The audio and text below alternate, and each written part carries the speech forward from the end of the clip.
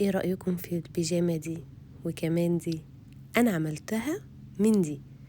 السلام عليكم ورحمة الله وبركاته. ازيكم حبايبي؟ عاملين ايه؟ يا رب تكونوا بخير. النهارده جايباكم فكرة جديدة ولذيذة قوي.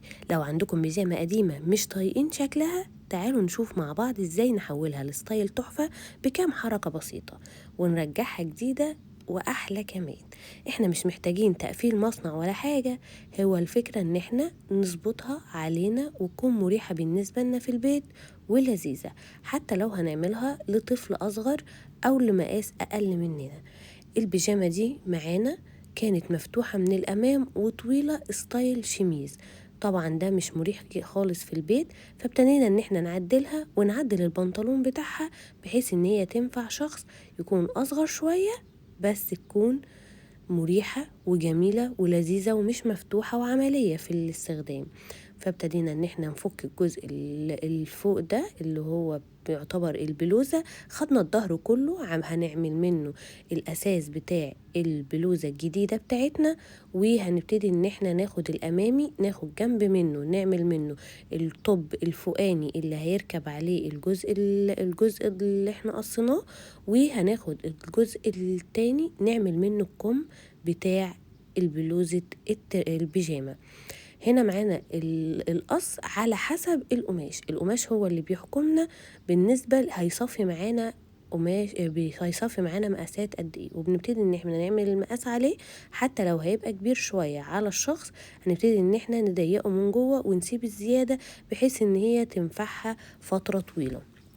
البيجامة هنا قماشتها لسه يعتبر جديدة، بس هي موديلها ما كانش عملي في اللبس، فابتدينا ان احنا نعملها حاجة عملية واريح، لان في البيت دايما بتحتاج الحاجة الاريح مش الشكل بس. وهنا ده الجزء اللي هو يعتبر كان الظهر اللي هو يعتبر صافي، ابتدينا ان احنا نظبط القماش على بعضه، وبنبتدي ان احنا ناخد اي حتة متقفلة هتنفعنا، ما بنحتاجش نزود تقفيل، نبتدي ان احنا ناخد منها.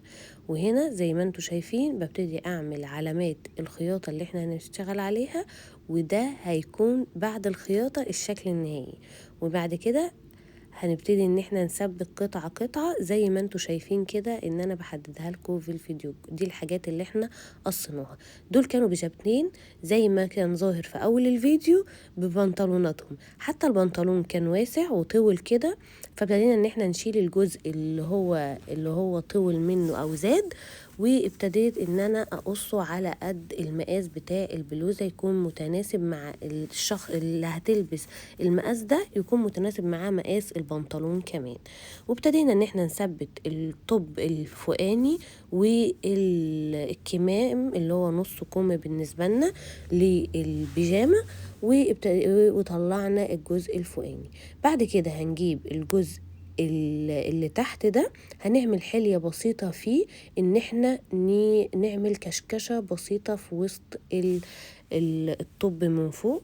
هنعمل الجزء التحت بتاعه فيه كشكشة بسيطة من النص كده، بحيث ان هي تبقى ده زي يعني شكل جمالي للتيشيرت، لانه هو هيبقى بسيط جدا، لان طبعا القماشة هنا تعتبر فيها الوان كتير، فما كناش محتاجين ان احنا نضيف لها اي جوبير او اي حلية، هي كانت يعني فيها شغل اوريدي. فابتدينا ان احنا نعمل بس كشكشة بسيطة في القماشة من باب يعني من باب المظهر للبلوزة او نعمل لها شكل.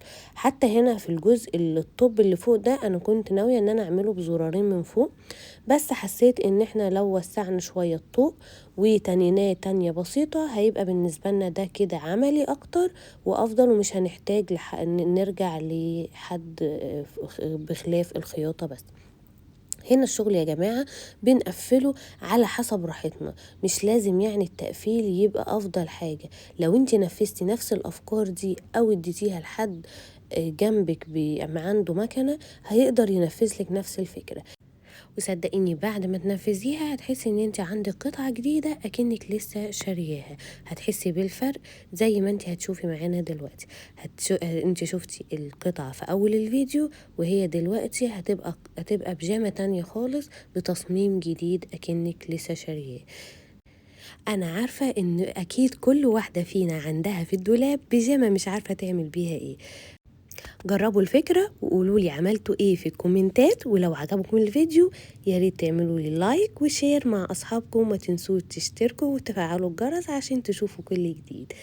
واسيبكم بقى مع البيجامتين التحفة دول وقولولي رأيكم، والسلام عليكم ورحمة الله وبركاته.